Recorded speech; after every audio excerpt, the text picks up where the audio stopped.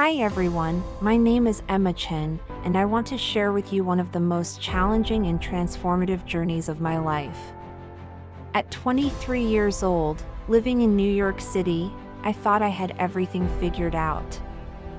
I was a college graduate working in Manhattan, living the dream that so many young people chase.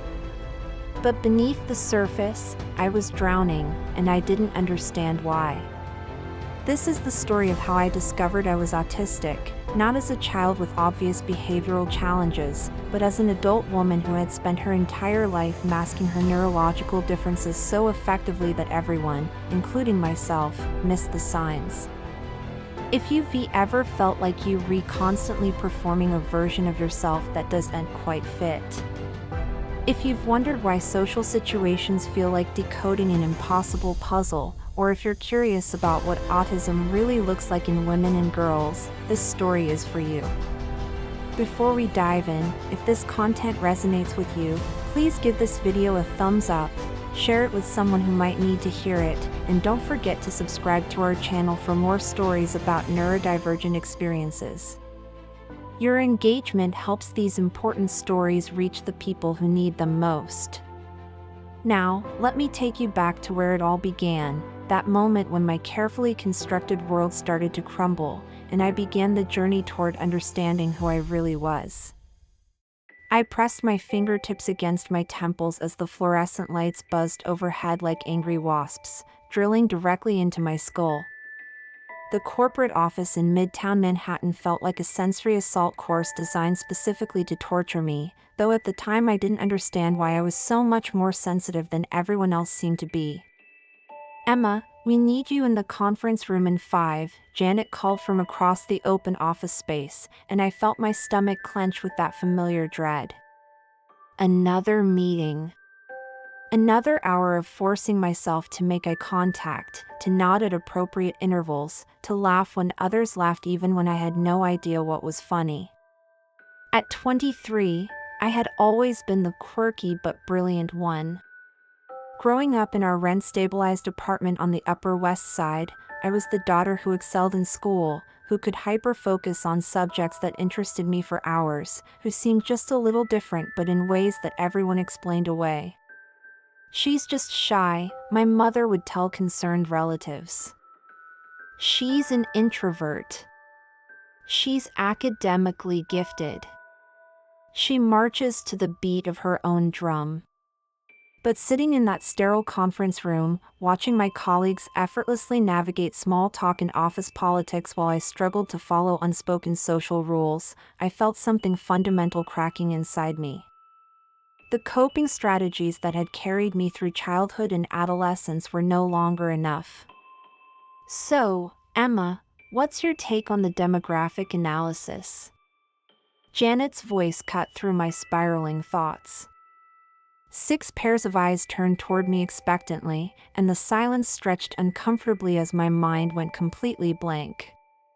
The hum of the air conditioning, someone's cologne, the glare of the projector screen, it all crashed over me like a wave, overwhelming every sense I had. I think.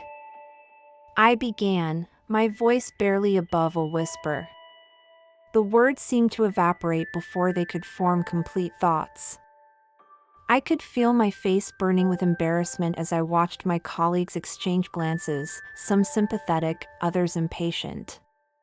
"Maybe you can email me your thoughts later," Janet said finally, her tone suggesting this wasn't the first time I had failed in these situations. "Let's move on to the Q3 projections." That evening, I walked the familiar streets of my neighborhood, past the bodega where Mr. Rodriguez always greeted me with a warm "Hola, mija," past the playground where I'd spent countless childhood hours organizing leaves by color and size while other children played together in ways I never quite understood. The city that had always been my sanctuary now felt overwhelming, its constant noise and movement amplifying the sense of disconnection that had been growing stronger each day. My phone buzzed with a text from Mom. "How was work today, sweetheart? Dad made your favorite dumplings for dinner." The simple message brought tears to my eyes. How could I explain to my parents that the daughter they were so proud of, the one who had graduated magna cum laude from NYU, was falling apart in the real world in ways none of us understood? How could I tell them that I felt like everyone else had received a manual for how to be human, and I was left trying to figure it out on my own? I stood on the corner of Amsterdam Avenue, watching people flow past me with such apparent ease and confidence, and for the first time in my life, I wondered if there was something fundamentally wrong with me that went beyond just being introverted or sensitive. 3 months of increasingly difficult days at work finally pushed me to make the call I'd been avoiding.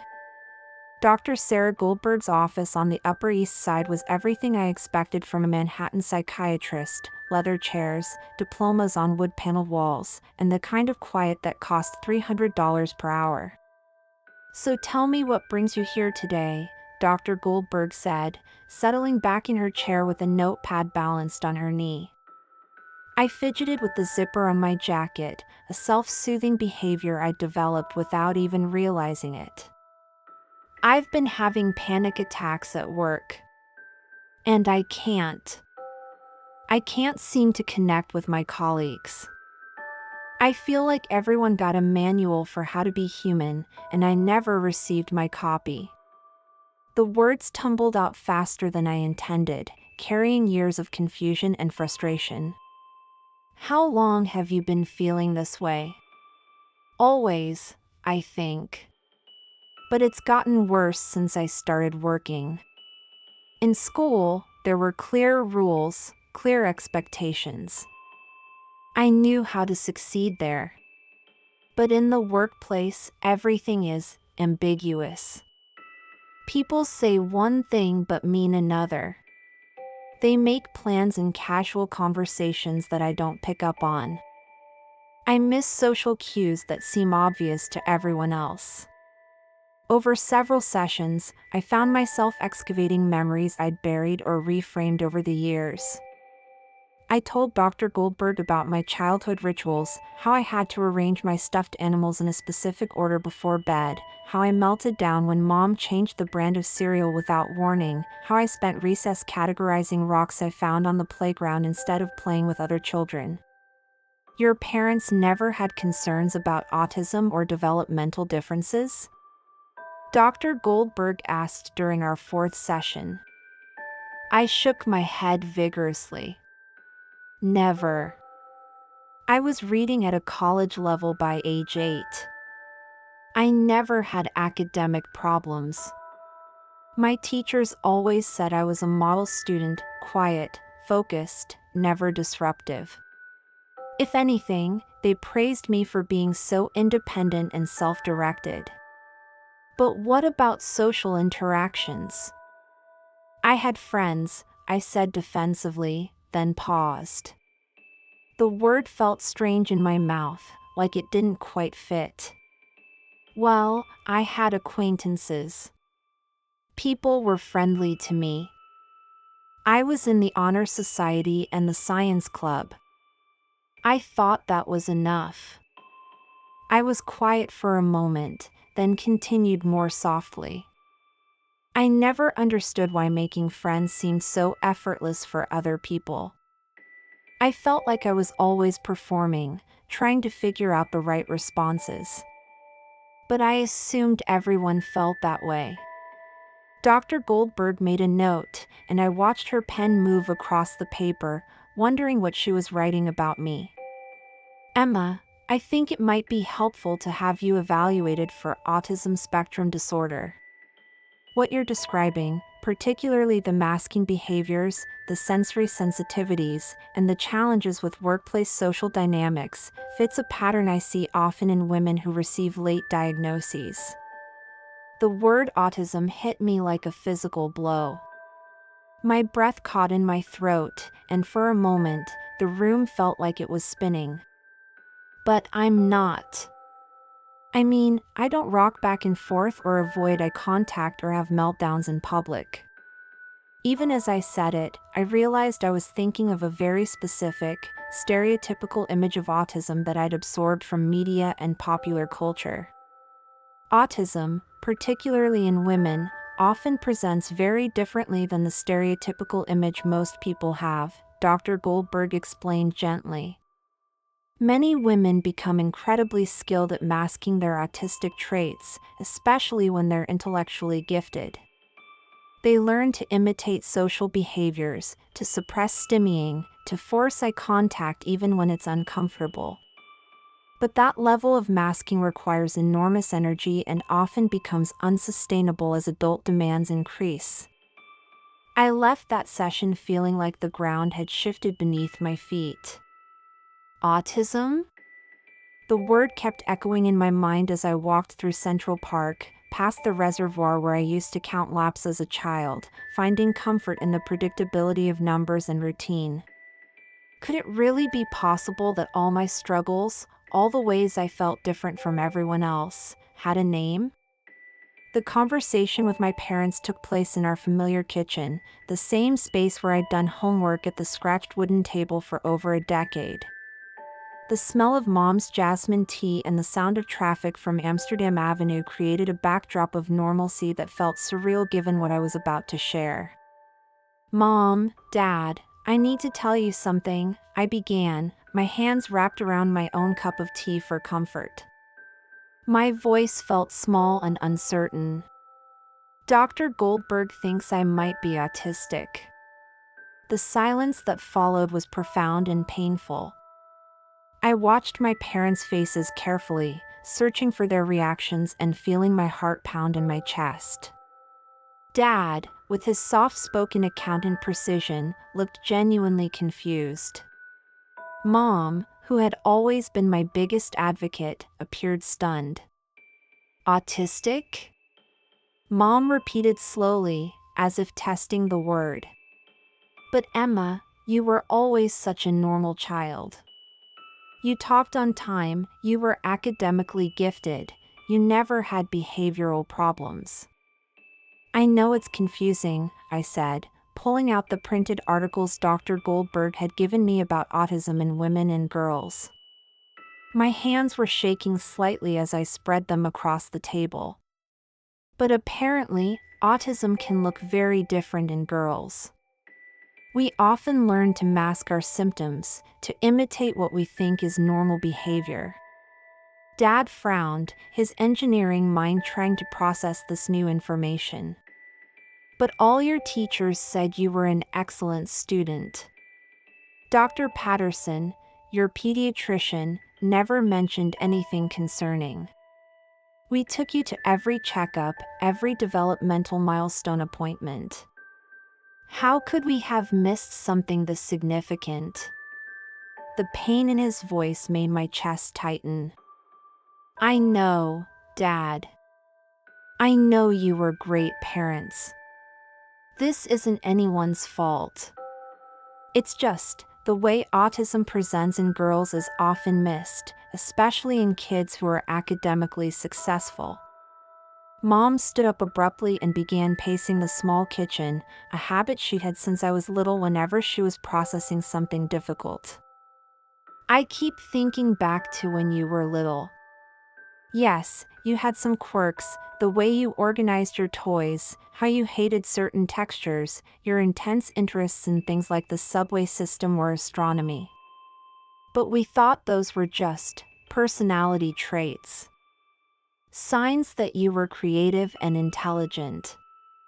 "They were signs," I said softly, feeling tears start to burn my eyes. "They just weren't recognized as signs of autism." Dad reached across the table and took my hand, his touch gentle and familiar. "What does this mean for you now? What changes?" "Hopefully, it means understanding myself better. Learning strategies that actually work for me instead of trying to force myself into neurotypical patterns that exhaust me." I paused, gathering courage to voice my deepest fear. "I think it's why work has been so hard. I've been using all my energy to appear normal, and I have nothing left for actually doing my job well." Mom sat back down, and I could see her librarian instincts kicking in, that desire to research and understand everything thoroughly. I want to understand this better. I want to read everything I can about autism in women. I want to know how we missed this, how we can support you now. Mom, you didn't miss anything, I insisted, even though part of me had been wondering the same thing.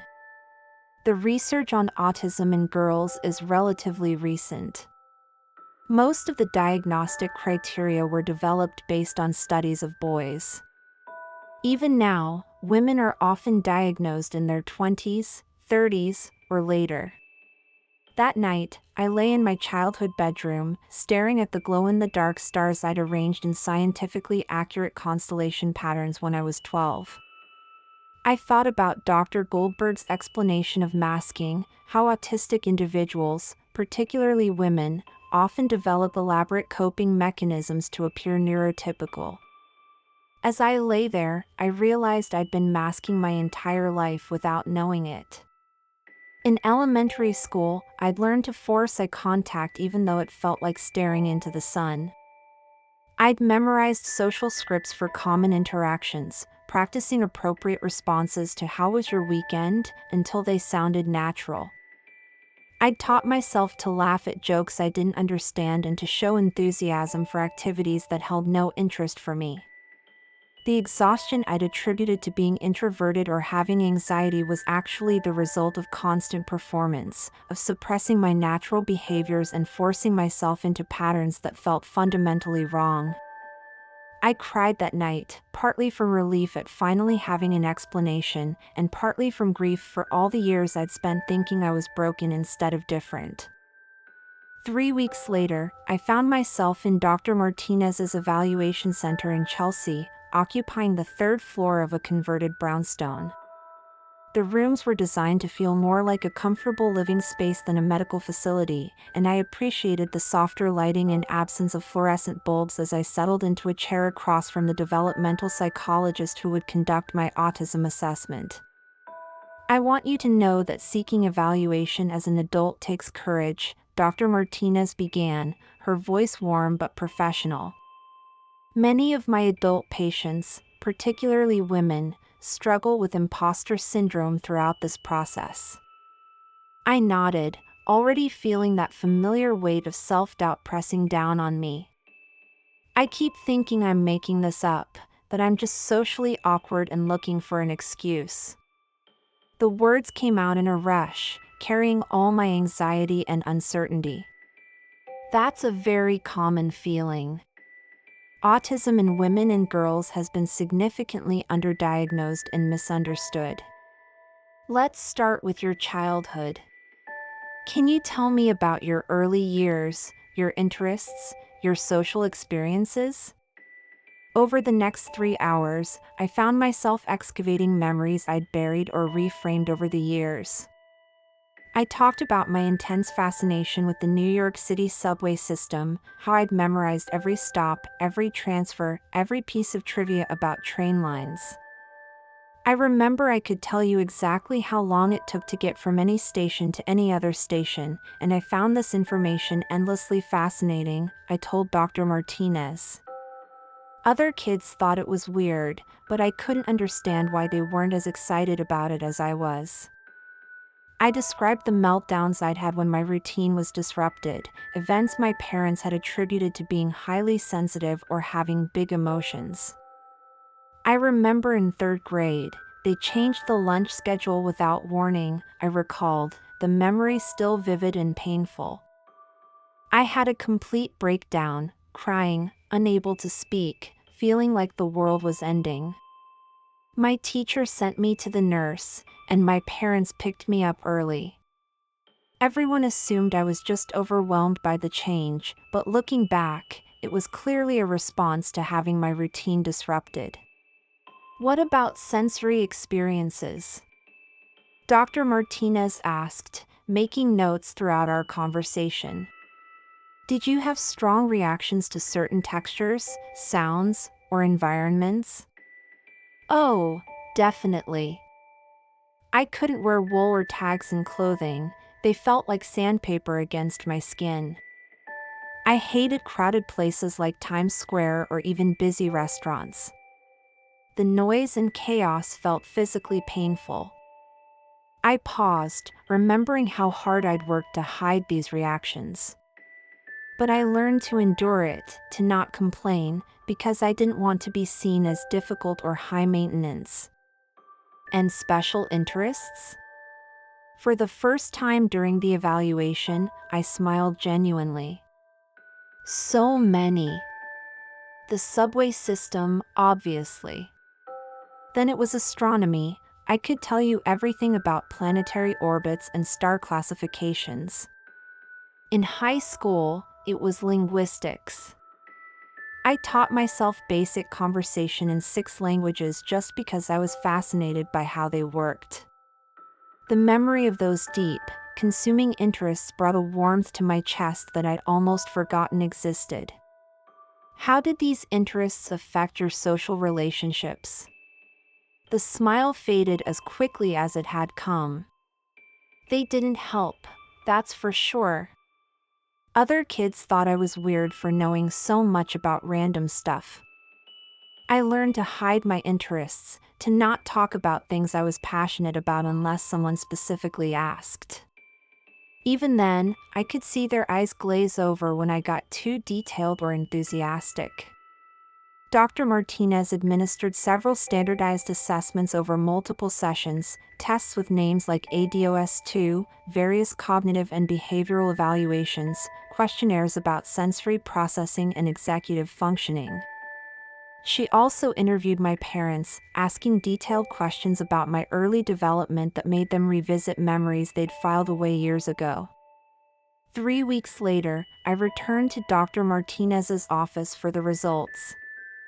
The late afternoon sun streamed through the windows, creating patterns on the wall that I found oddly comforting as I waited for words that I somehow knew would reshape my understanding of myself. Emma, based on all the evaluations and assessments, you meet the criteria for autism spectrum disorder, level 1, what used to be called Asperger's syndrome, Dr. Martinez said gently. You also show signs of ADHD, which commonly co-occurs with autism, particularly in women. I felt a strange mixture of relief and grief wash over me, emotions so complex and contradictory that I couldn't separate them. So it's real. I'm not making it up. It's absolutely real. What you've been experiencing, the social exhaustion, the sensory overwhelm, the difficulty with unstructured social situations, these are all consistent with autism. The reason it wasn't identified earlier is because you developed very sophisticated masking strategies from a very young age. But why now?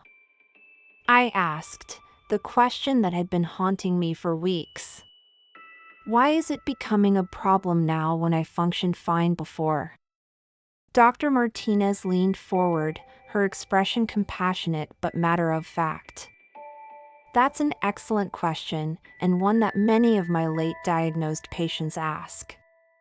The truth is, you weren't functioning fine before, you were working much harder than your neurotypical peers to appear to function fine. School provided structure, clear expectations, and limited social demands. The adult workplace requires much more complex social navigation, ambiguous communication, and unstructured interaction. Your masking strategies, which worked in more predictable environments, are no longer sufficient. I left that appointment with a thick packet of research papers and a diagnosis that felt both devastating and liberating.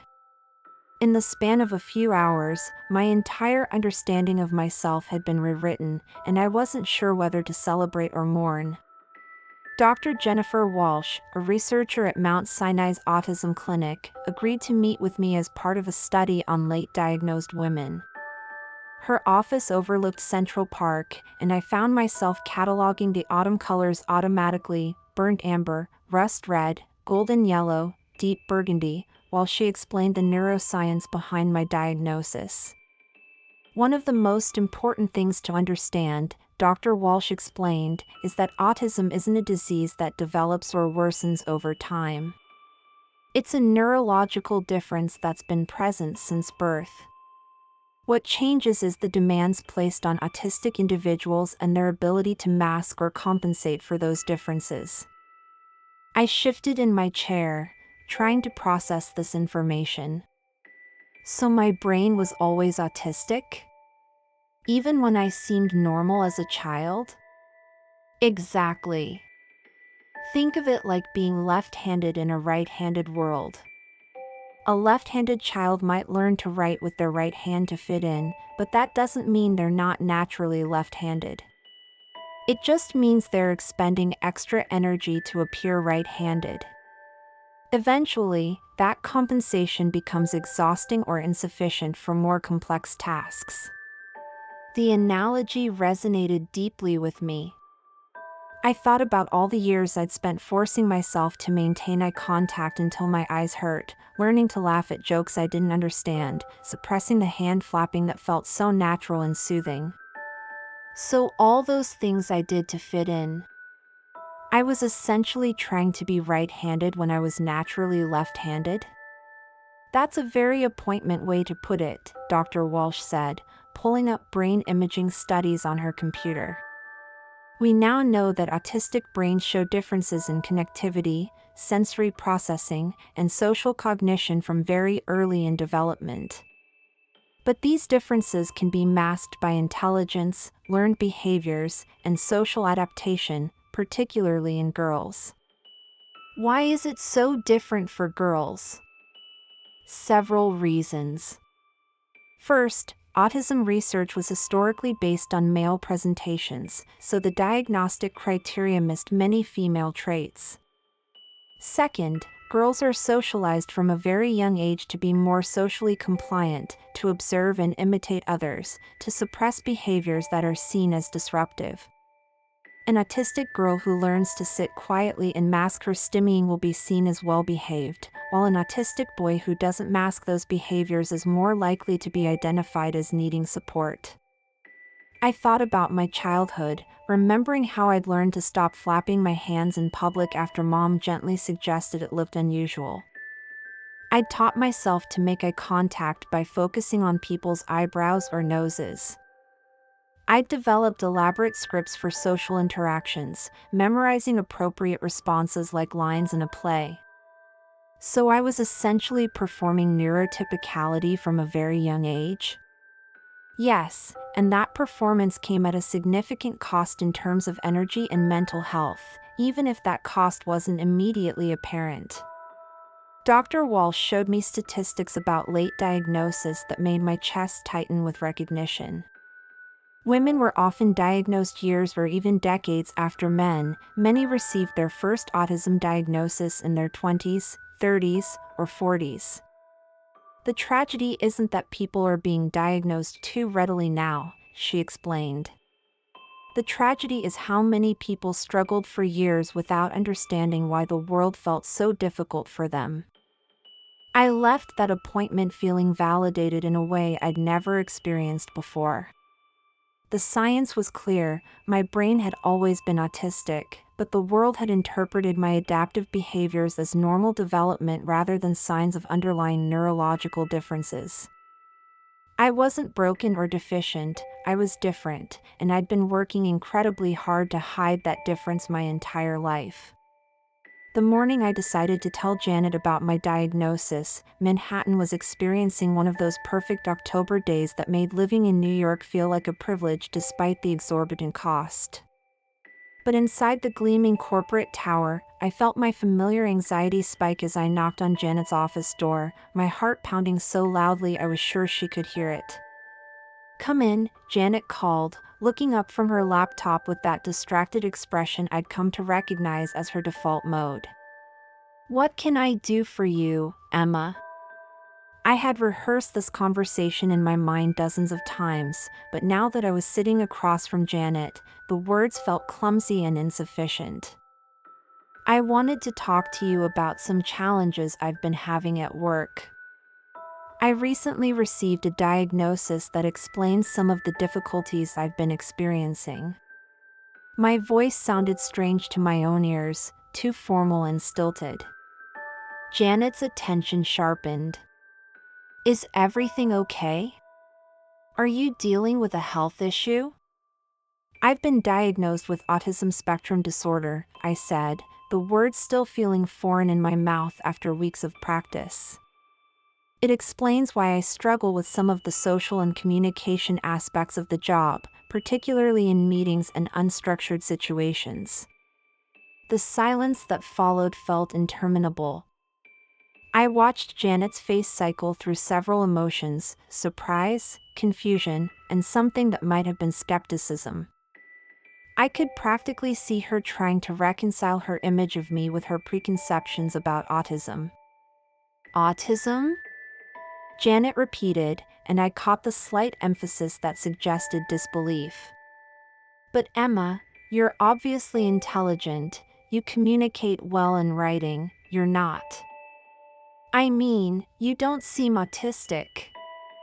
The comment stung, even though I'd anticipated this reaction.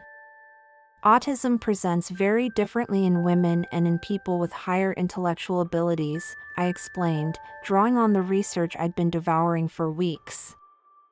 I've learned to mask a lot of my symptoms, but it's exhausting and it's affecting my work performance. What kind of accommodations would you need? Janet asked, her tone shifting to the careful neutrality of someone consulting an internal HR manual. I pulled out the list I'd prepared with Dr. Martinez's help, my hands trembling slightly. I'd benefit from having meeting agendas in advance so I can prepare. I work better with written communication than verbal for complex instructions. I'd like to avoid open concept collaboration when possible. I'm more productive with defined tasks and less sensory distractions. Janet frowned, and I could see her mentally calculating the inconvenience. This job requires a lot of collaboration and spontaneous brainstorming. Client meetings often change direction quickly.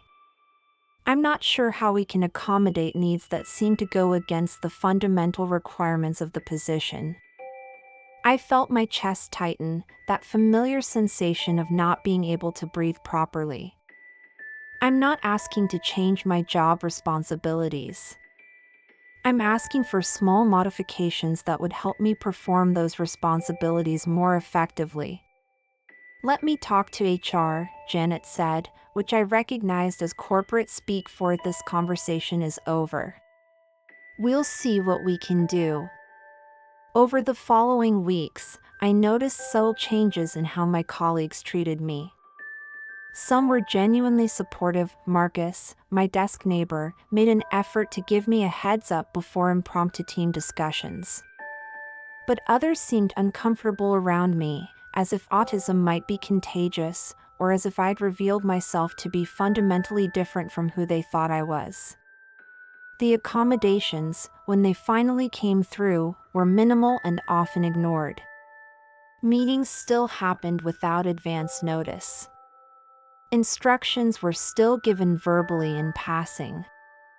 I found myself working longer hours to compensate for the energy I expended trying to navigate workplace social dynamics, coming home each day feeling like I'd run a marathon while everyone else had taken a casual stroll. One particularly brutal day, after a client presentation that had gone poorly because I couldn't read the room's shifting mood and adjust my approach accordingly, I found myself crying in a bathroom stall during lunch.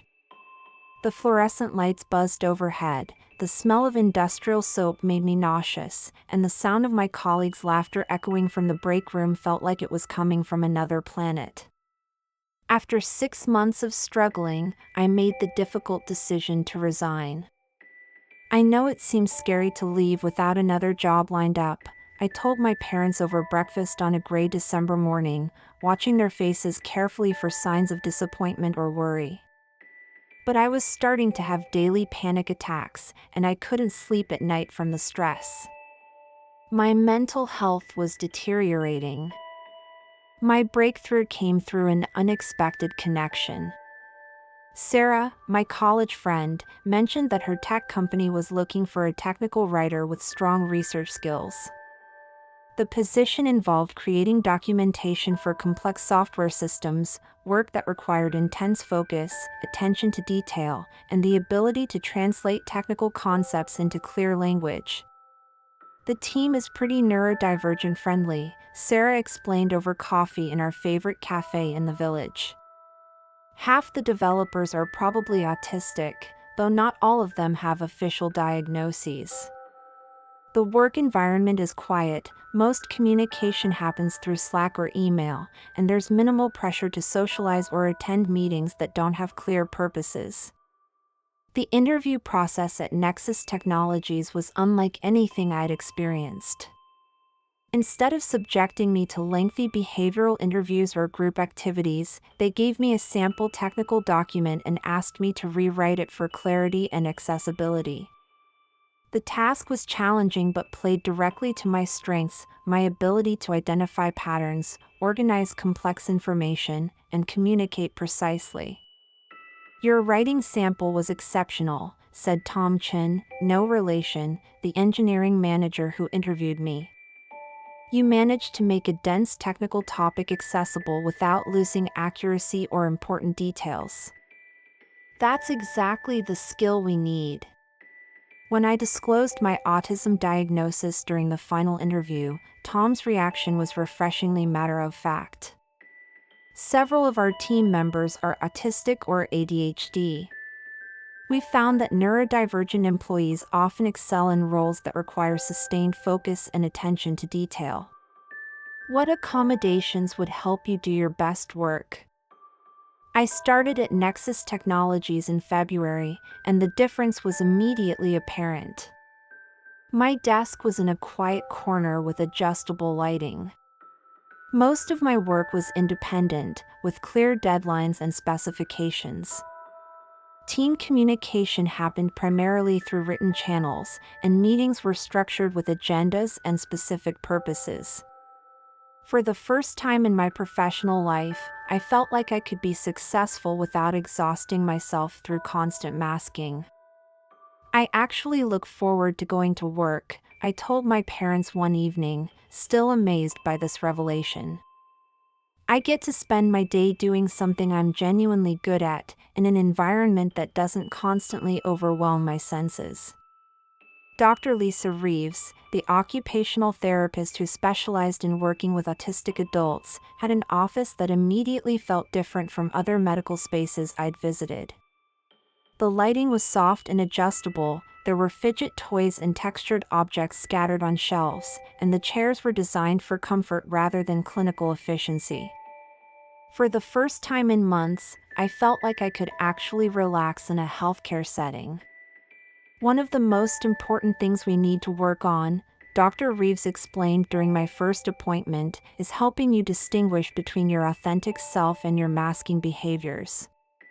You've spent so many years suppressing your natural responses that you might not even know what feels comfortable and natural anymore. I nodded, recognizing the painful truth in this observation. Sometimes I catch myself stimmying at home, flapping my hands or rocking slightly, and I immediately stop because it feels wrong. But when I let myself do it, it actually feels really good and calming. The admission felt vulnerable, like confessing to a secret shame. That's exactly what we want to explore. Stimmying is a natural regulatory behavior for autistic people. It helps with sensory processing, emotional regulation, and focus. The fact that you learned to suppress it doesn't mean it wasn't serving an important function. Over the following sessions, Dr. Reeves helped me identify and reclaim many of my suppressed autistic traits. We practiced allowing stimmying behaviors in controlled environments, explored sensory tools that could help me regulate without masking, and developed strategies for managing overwhelming situations without completely shutting down. I want you to experiment with being more authentically autistic in low-stakes situations, Dr. Reeves suggested during one session. Maybe stim openly when you're with trusted friends or family. Use noise-canceling headphones in public when you need them, even if people stare. Start small, but give yourself permission to exist as you are rather than as who you think you should be. The process was more terrifying than I had anticipated. After years of automatic masking, being authentically autistic felt like walking naked through Times Square. But it was also revelatory. I started wearing noise-canceling headphones during my subway commute, finally blocking out the sensory assault that had been exhausting me every morning and evening.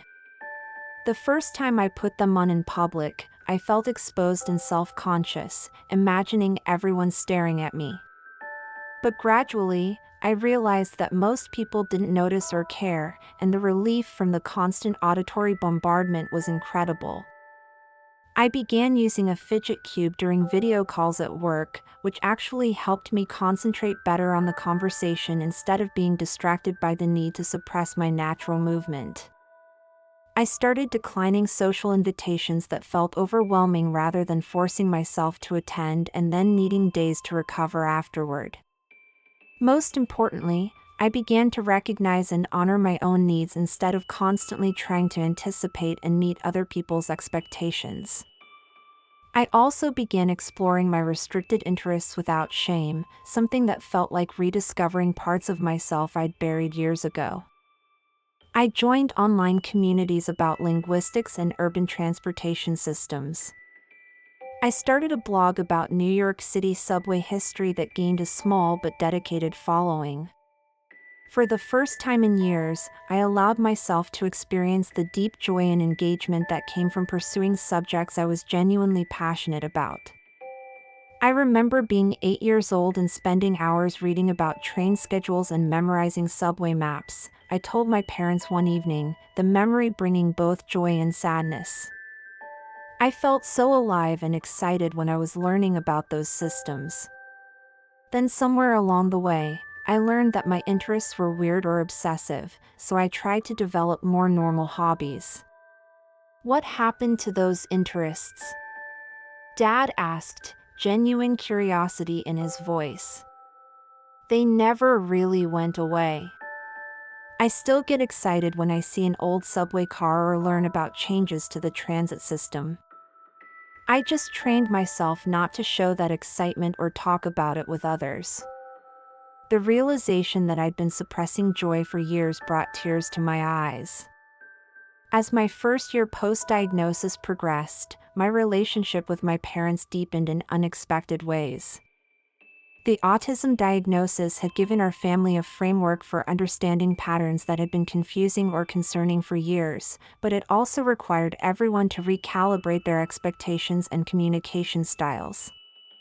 I keep thinking about your childhood differently now, Mom said during one of our regular coffee dates at our neighborhood cafe on Broadway.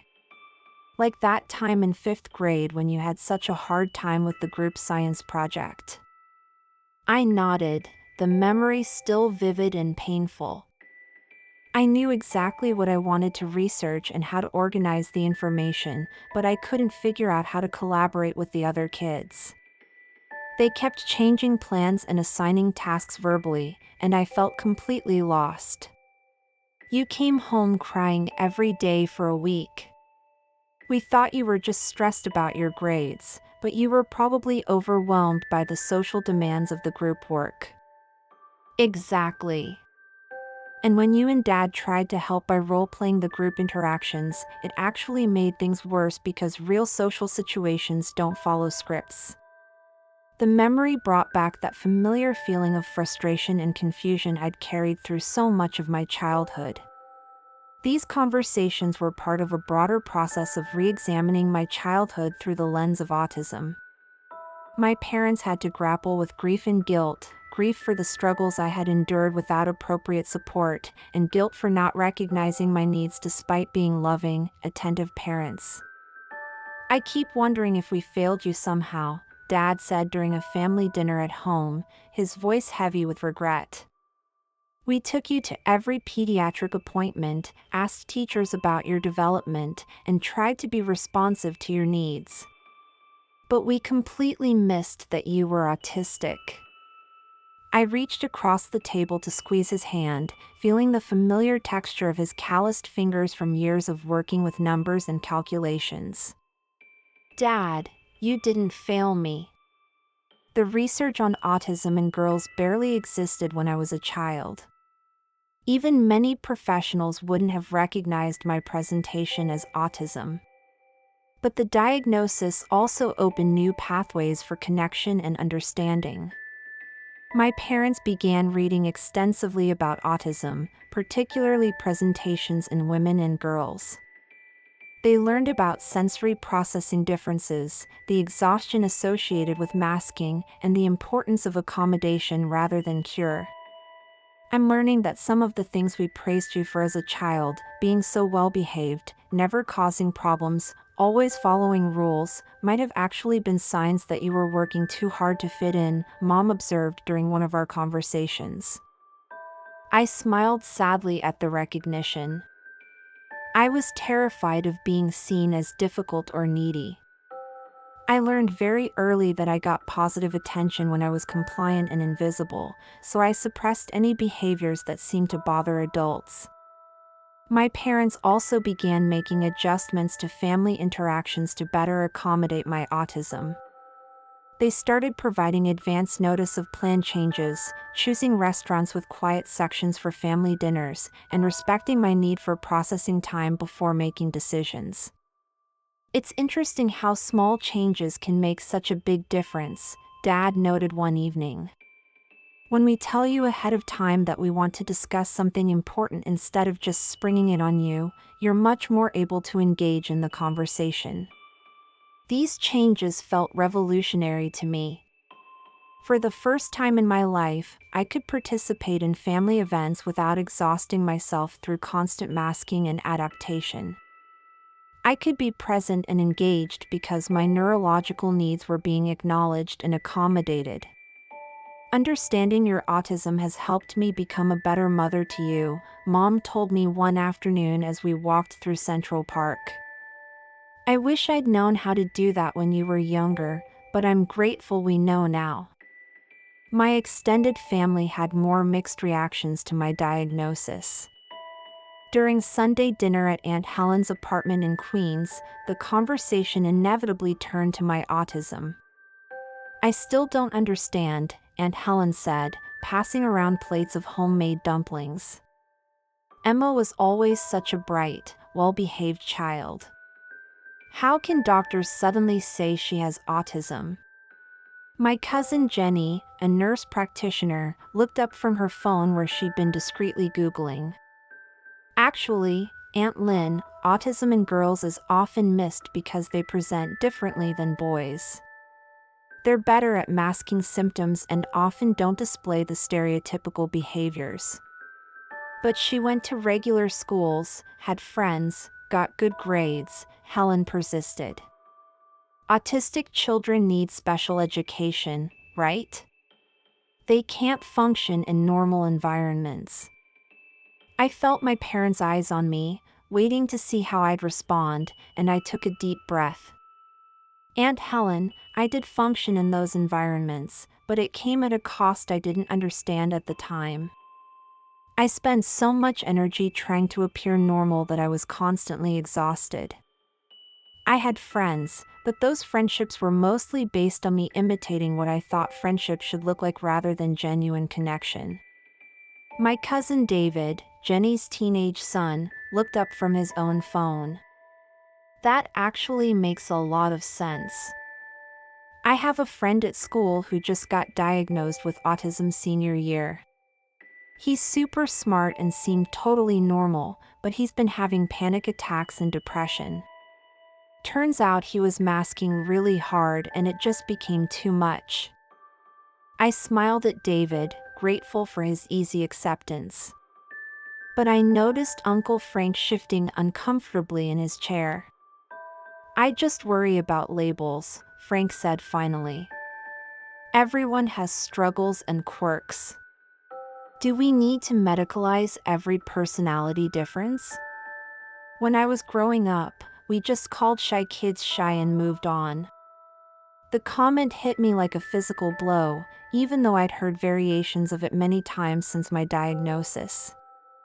Uncle Frank, autism isn't just being shy or quirky. It's a neurological difference that affects how I process sensory information, social cues, and communication. Having a name for it helps me understand why certain things are so much harder for me than they seem to be for other people. Some family members, like Jenny and David, embrace this new understanding. Others seem to view it as a threat to their worldview.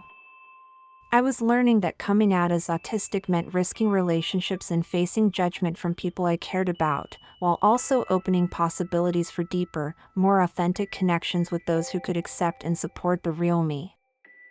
I began connecting with other autistic adults through online communities and local support groups, and these relationships felt fundamentally different from my previous friendships. They were characterized by direct communication, shared understanding of sensory challenges, and acceptance of stimming and other autistic behaviors.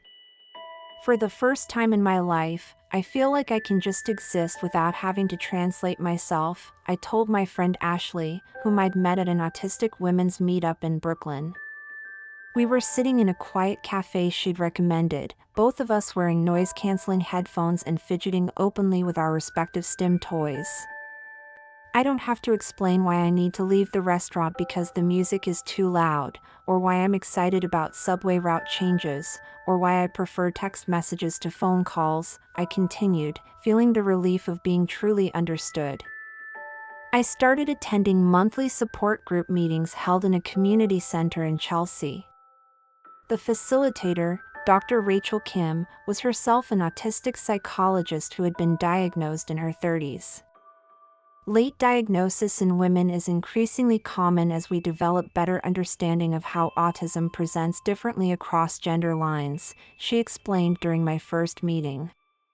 Many of you probably spent years wondering why the world felt so difficult before finally getting answers. I listened to stories that felt eerily familiar to my own. Sarah, a 28-year-old teacher, had been misdiagnosed with anxiety and depression for years before a therapist recognized her autism. Maria, a 35-year-old software engineer, had struggled through multiple job losses before understanding that her difficulties with workplace social dynamics were neurologically based rather than personal failings. I spent my whole childhood being praised for being such a good girl, shared Jennifer, a 42-year-old mother of two. I never caused problems, always followed directions, and got excellent grades. But I was dying inside from the effort of constantly performing neurotypicality. These conversations helped me understand the systemic issues that had led to my delayed diagnosis. Research on autism had historically focused on boys and men, particularly those with more obvious presentations. Girls who masked their symptoms effectively were often overlooked entirely or misdiagnosed with anxiety, depression, or eating disorders. The tragedy isn't just individual, Dr. Kim explained. It's generational. We have mothers who spent decades struggling with undiagnosed autism, then having their own autistic daughter's symptoms dismissed because they don't match male-centric diagnostic criteria. I began volunteering with an organization that provided information about autism in women and girls to healthcare providers and educators. Sharing my story felt both terrifying and empowering, terrifying because it meant being vulnerable about my struggles, empowering because it might help other families avoid similar experiences. When I was 8 years old, I had what my parents called quirky interests. I told an audience of teachers at a professional development workshop, my voice shaking slightly at first. I memorized subway schedules and could tell you the population of every borough, but nobody considered that these might be restricted interests associated with autism because I was a girl who made eye contact and didn't disrupt class. Through my advocacy work, I also connected with researchers who were working to develop better diagnostic tools for autism in women and girls. I participated in several studies, contributing to data that would eventually inform updated diagnostic criteria and assessment protocols. Your generation of late-diagnosed women is crucial for advancing our understanding, Dr. Walsh from Mount Sinai told me during a follow-up interview for her research. Your experiences highlight the gaps in our previous approaches and provide insights that will help us identify autism earlier in future generations of girls. I found purpose in the possibility that my struggles might help other families avoid similar challenges. I started a blog about late autism diagnosis that gained a following among women seeking answers about their own neurological differences. My autism diagnosis also complicated my romantic relationships in ways I was still learning to navigate. I had been casually dating Jake, a journalist I'd met through mutual friends, for about 3 months when I decided to tell him about my autism. The decision felt monumental, like choosing whether to reveal my deepest secret or continue living a lie.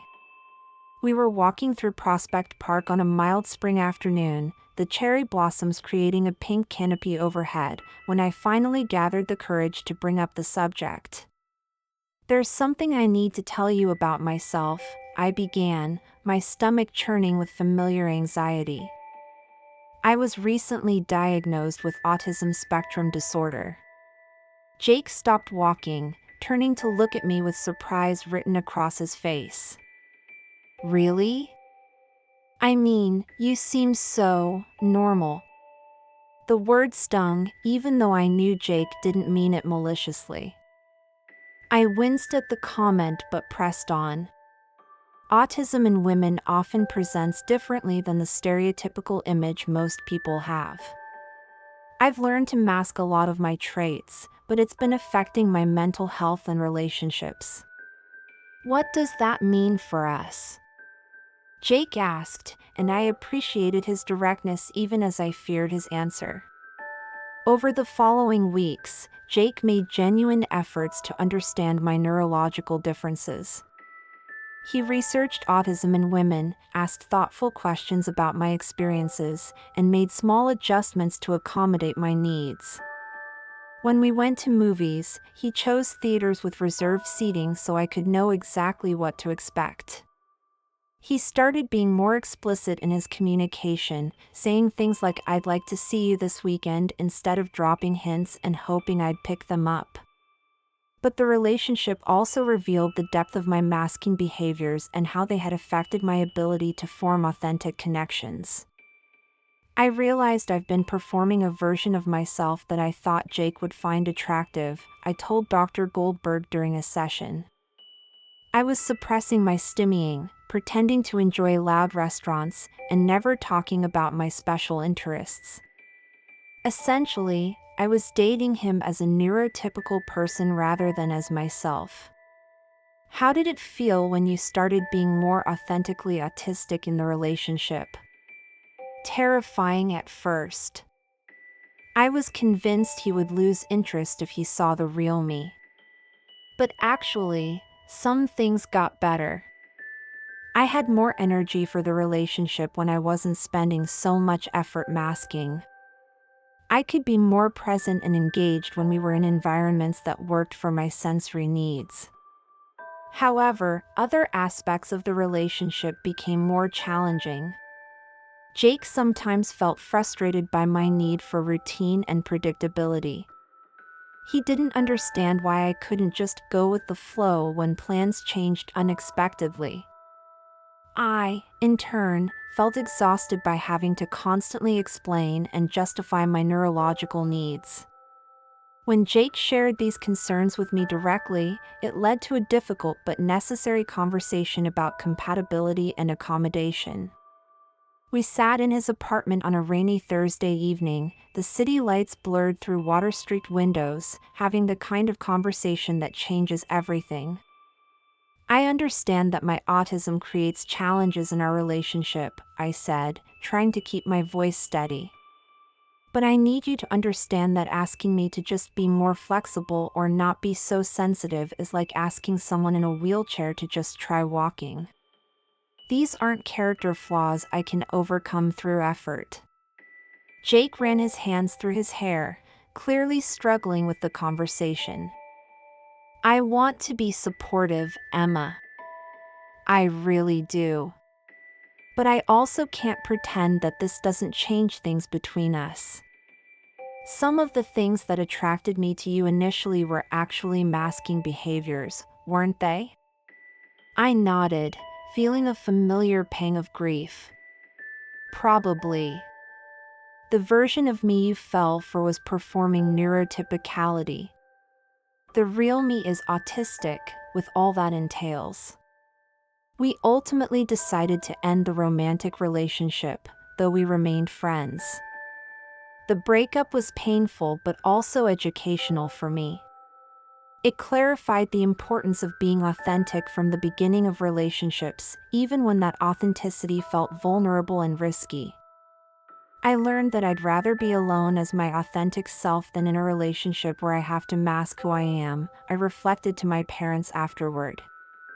It's better to find someone who appreciates my autistic traits rather than someone who tolerates them. Later, I began dating Alex, a 27-year-old autistic librarian I met through the support group, who shared my love of systematic organization and direct communication.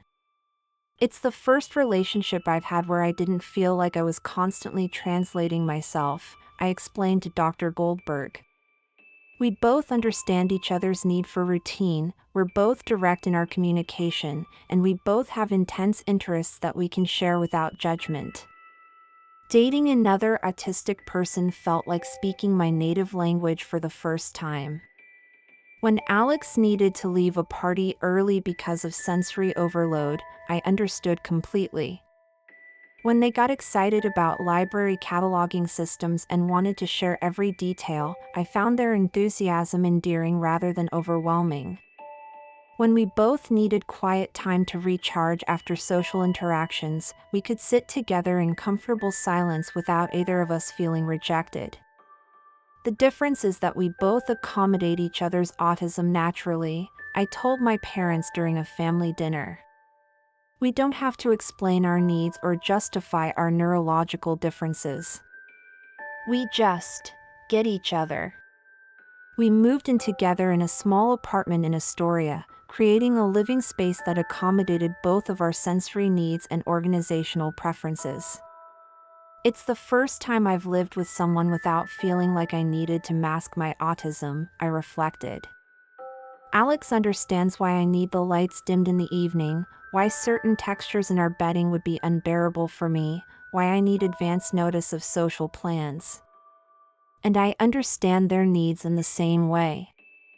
2 years after my autism diagnosis, I found myself in a place I couldn't have imagined, not just accepting my autism, but genuinely grateful for the perspective and experiences it had brought to my life. At work, I had been promoted to senior technical writer after Tom recognized that my attention to detail and ability to translate complex information were valuable skills that contributed significantly to the team's success. The ironic thing is that I'm actually more successful professionally now that I'm openly autistic than I was when I was trying to mask, I reflected during a therapy session. When I stopped expending energy on appearing neurotypical, I had more resources available for actually excelling at my work. I had been invited to speak at a conference for healthcare providers about recognizing autism in women and girls, an opportunity that felt both intimidating and meaningful. I want to share my story not because I think late diagnosis is ideal, I told my parents as they helped me prepare for the presentation, but because I want healthcare providers to understand the real-world impact of misdiagnoses and the importance of recognizing diverse presentations of autism. My presentation focused on several key points that had emerged from my own journey and my work with other late-diagnosed women. First, that autism in girls and women often looked like excellent masking and social compliance rather than obvious behavioral challenges. Second, that many autistic women developed coping strategies so effective that their struggles remained invisible until adult demands exceeded their capacity to compensate. The goal isn't to diagnose every quirky or introverted child with autism, I plan to tell my audience. It's to recognize that autism presents differently across gender lines and to understand that some children who appear to be thriving academically and socially might actually be working much harder than their neurotypical peers to maintain that appearance. I had also been accepted into a master's program in special education, with a focus on supporting neurodivergent students.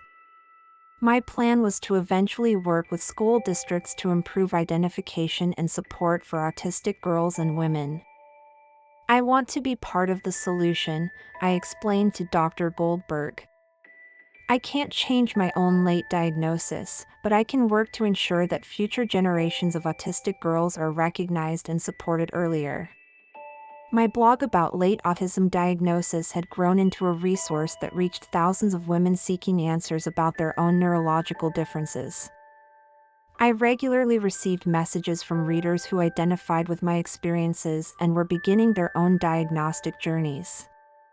Your story helped me finally make sense of my own childhood and adult struggles, wrote one reader. I'm 32 years old and starting the evaluation process next week.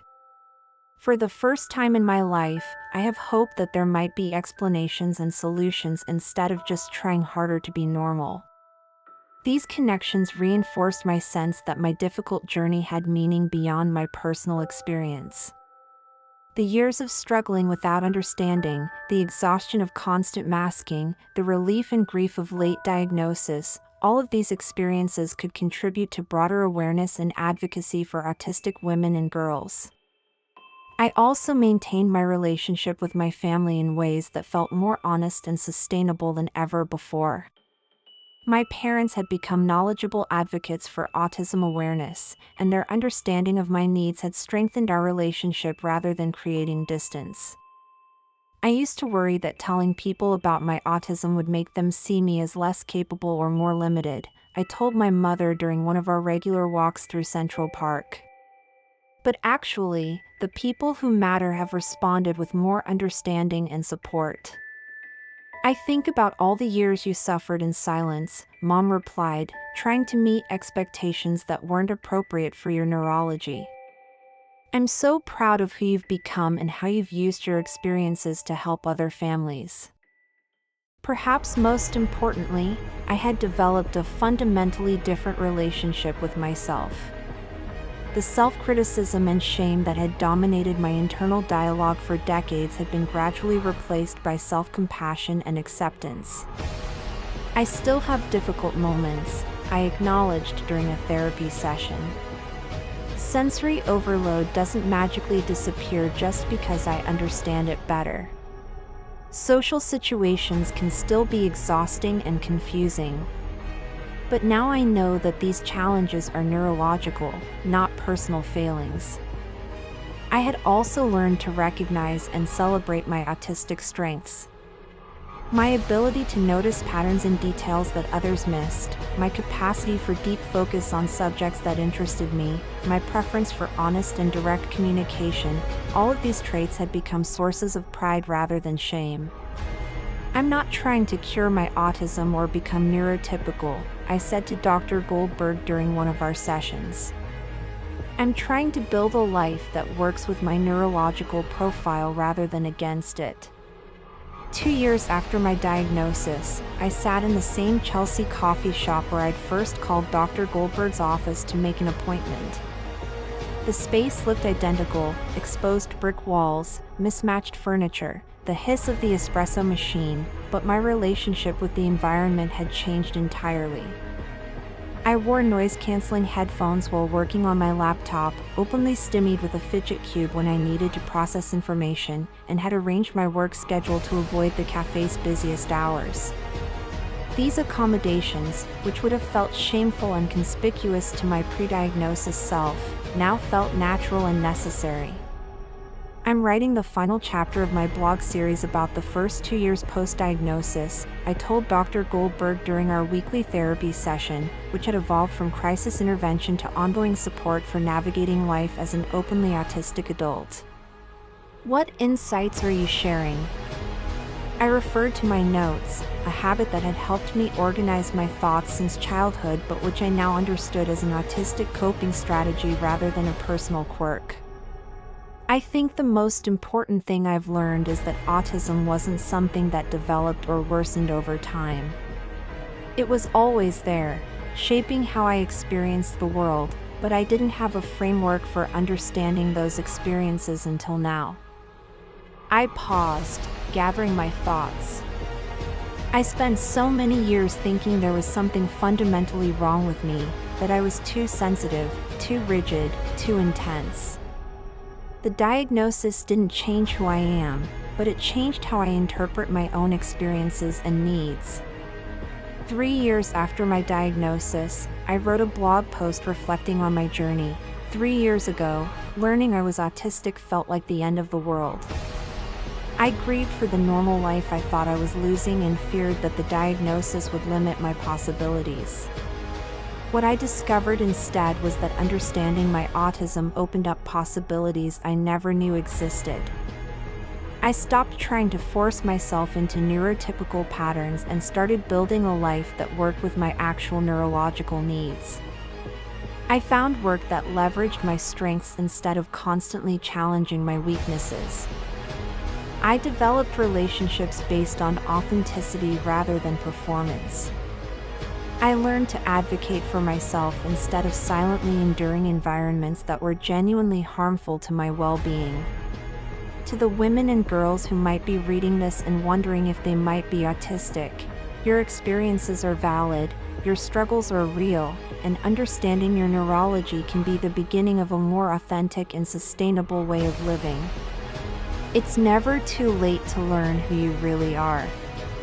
As I reflect on this journey today, 5 years after my diagnosis, I can honestly say that discovering I was autistic was one of the best things that ever happened to me. Not because autism is easy, it's not. Not because the world suddenly became more accessible, it didn't. But because finally understanding my neurological differences allowed me to stop fighting against myself and start building a life that actually worked for me. The woman who emerged from the late autism diagnosis journey wasn't a different person than the child who had arranged stuffed animals in precise patterns and memorized subway maps. I was the same person, finally understood and accepted, by myself, by my family, and by a slowly growing world that was learning to recognize the many faces of autism.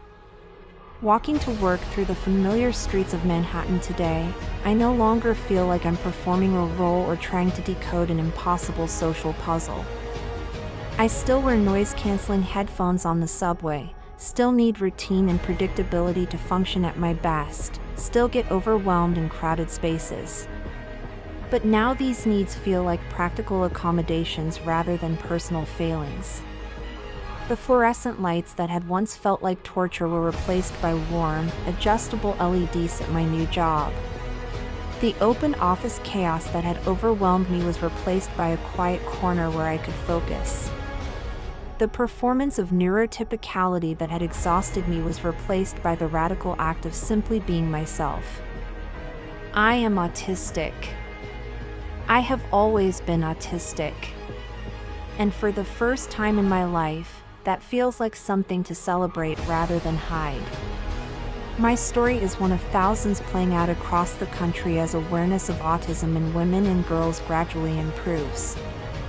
Each late diagnosis brings both grief for years lost to misunderstanding and hope for a future where neurodivergent individuals can be recognized, supported, and celebrated for who they truly are. To anyone watching this who recognizes themselves in my story, I want you to know that your experiences are valid. Your struggles are real.